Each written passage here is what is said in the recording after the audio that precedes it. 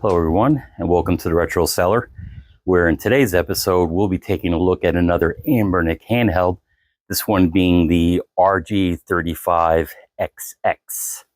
And as you can see, we have relocated to another area of the room for the holidays, next to our little nerdy Christmas tree, which I know was in at least one video in the past.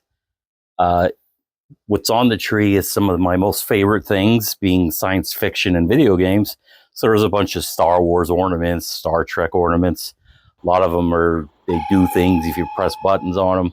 There's some arcade stuff, a couple arcade cabinets like Galaga, Defender, Pac-Man is up there. Also, there's a little Sega Genesis ornament here. And a bunch of ships all over the place. And as you can see, I'm still rocking my post-surgery brace, which I'll probably still have on for another couple weeks or so, but I am making progress, so fingers crossed. Anyway, back to the point of today's episode. So the RG35XX, it's been out on the market for a few months now. I got this one directly from Anbernic for $55.99. And with the almost $20 shipping, it came out to $75.89. So the specs for it, it has a 3.5-inch IPS screen that is 640 by 480. Its CPU is a quad-core ARM Cortex-A9. Its GPU is a quad-core Power VR SGX544MP.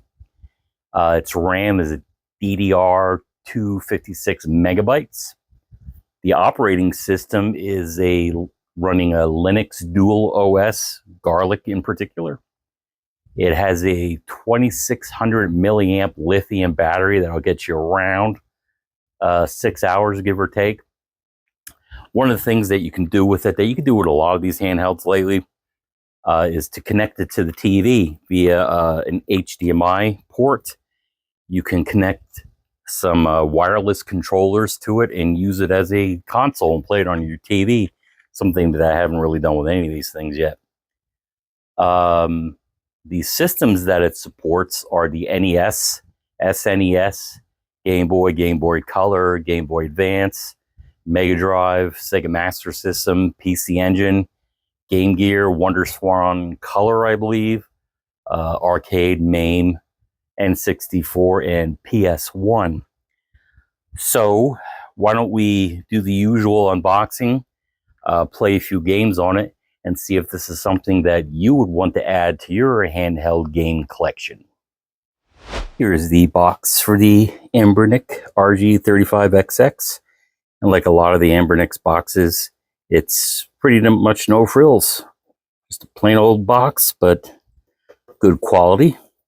Also says here the other colors that it comes in, which is gray, transparent white, which is what this is supposed to be, and transparent purple. So that's the box. Let's take a look inside. This would be the console, which we'll take a look at. And inside the box, you get these nice little screen wipes. You get the instruction manual, which it's one of these fold-out ones with your basic instructions. Nothing that's that awesome. Here's something that is a really nice touch that you don't see on a lot of these, and this is a tempered glass screen protector, which we'll probably be putting on a little later. And in here you get your USB Type-C power cable. There it is, USB Type-C, so that's good. As you can see, it is a nice little handheld inspired by the old school Game Boy DMG. As you can see, nice size screen. The D-pad is very good. I know some people would also like the addition of an analog stick, which might be disappointing for you, but For me, I don't usually use the analog sticks and prefer the D-pad, so this is perfect for me. The buttons are really decent buttons. They're a little on the small side and close to each other, but yeah, I think anybody could manage with it. You have your menu button, which in the middle of a game, if you hit this, it goes to the menu. We'll look at that later. Select button, start button. Have one speaker right here, which actually puts out some decent sound. Over on the side here, you have 2 slots for your SD cards. This one has a 64 gigabyte card in it. You have a reset button. This here is your power button. You have your USB-C port here. Your volume buttons are here. Here is another USB-C port, which you could hook up with a HDMI cable to your TV. Has a audio jack here as well. And your 2 trigger buttons, 2 sets of trigger buttons, being the right 1 and 2, and L2 and L1 over on this side.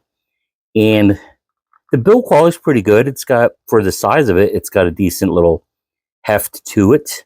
The plastic is great. It is sort of opaque and textured, so you can grip it pretty well.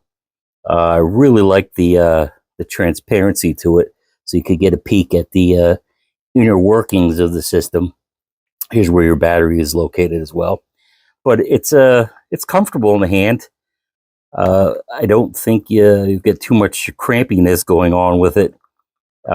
Maybe after a while, but it's not bad. And for kids, this would actually be great. So let's power this puppy on. Take a look at the menu and play a few games on it. Here's our look at the menu. It's pretty much as no frills as the box. This is also customizable. So here is where you'll find your games, your favorites here, your history. You have the search function here, and here are the settings. So let's click on that so you can see what you can do. You can check out the battery. Here, where you see it says shutdown, you don't just want to power this thing off. You could possibly corrupt the SD card and possibly ruin your system. So it's better just to come to here and shut it down. Set the date and time, your I/O test, which basically tests your buttons and controls to see if they're functioning. They are. And as you can see, you can do things like turn the button sound on and off, change your icons, which is basically minimal. This one, Angry Birds one's kind of stupid. But that's all you could do there. Background settings is basically change the image. I have it kind of at the default one, English. Schedule power off, which I don't know why you would want to do that. Your backlight time, the brightness. Here's where you can remap your buttons, clearing your history, your favorites, the core association. Here's what shows you where the firmware version is. So it's not as customizable as some other systems, but you have some basic things. You can't really mess around with things to improve performance on it. But you can upgrade the firmware and mess around with it that way. So if you're handy with that sort of thing, you can do it. But if you just want to turn it on and play kind of thing, this is pretty much all you can do with it. And this menu isn't horribly pretty, but it is functional. It shows you what games are on it. So it has the PS1, your vertical arcade games, CPS, Neo Geo, Final Burn Alpha hack games, MAME, Game Boy Advance, NES, SNES, Sega Master System, Mega Drive, Game Boy Color, Game Boy, PC Engine, Neo Geo Pocket Color, Game Gear, and Wonder Swan Color. And when you want to get out of a game, you just hit the menu button, and it takes you to this nifty little feature where you can exit the game, save your game, load your game, restart it. The video display effect, which is essentially adding scan lines to it, fast video, dot matrix, or HD, and your backlight brightness that you also have on the main menu. So why don't we play a game here?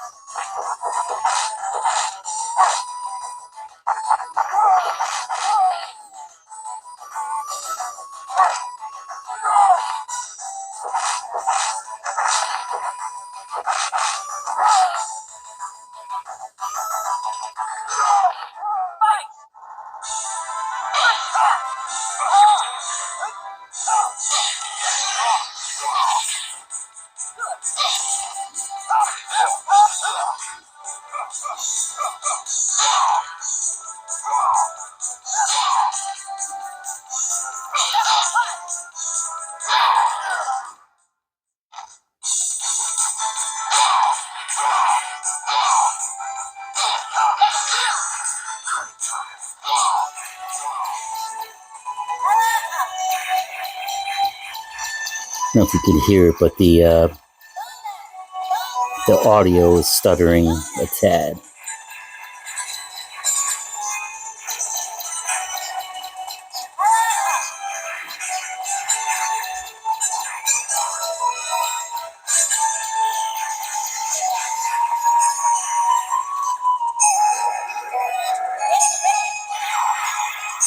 So I think we got an idea of how well this thing plays and how good the screen is.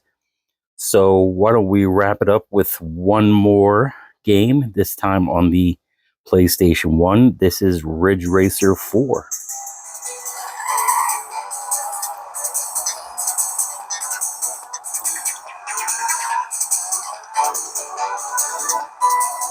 I don't know if it's just me and my horrible racing game skills, or the car isn't that responsive on turns. Pretty sure it's just my lack of skill.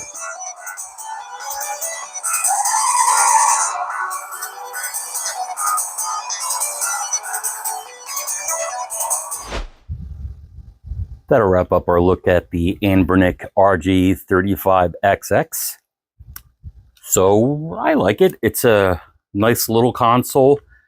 Fits good in the hand. It's not horribly uncomfortable.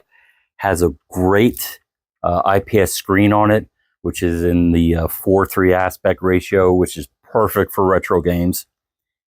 It's a little on the pricey side, $55.99. Like I said, it was $75.89 with the shipping, but I actually think it was worth it.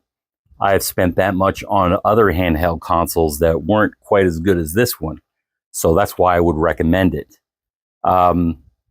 They don't try to overstep their bounds by playing the higher end systems like the Dreamcast or the PSP that some of these do, and then they really struggle. I know in the intro I said that this plays the N64. What I meant to say was the Neo Geo. I just misread it. But if it did have the N64 on it, it could play it. It would really struggle with it. So I'm kind of glad that they kind of stayed in their pocket. It's a good system. Like I said, it's pricey, sort of, but it's worth it. I'm glad I have it in my collection, and you'll probably get a kick out of playing this thing too. So without further ado, that's the end of this video. Please like, comment, subscribe, and we'll catch you in the next one. And hopefully this darn thing will be gone.